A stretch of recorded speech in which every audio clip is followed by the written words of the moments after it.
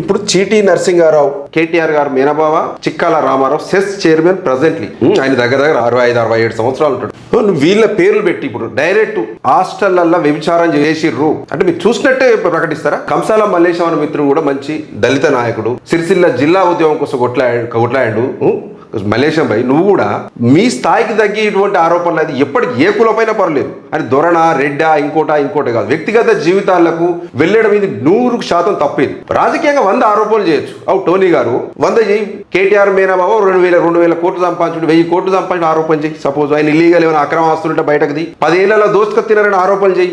ఏ hostel అంటే ఒక హాస్టల్లో ఎస్సీ హాస్టల్లే దొరుకుతాయి మీకు, ఎస్సీ ఎస్టీ అంటే వాళ్ళు అమ్మాయిల వాళ్ళ మానసికంగా వాళ్ళు ఇంకా ఎన్ని రోజులు వేధిస్తారండి? ఇంకా ఆ హాస్టల్లో చదువుకుంటే వాళ్ళ అమ్మాయిలు వ్యభిచారం చేసినట్టు నువ్వు చూసినావా టోనీ గారు?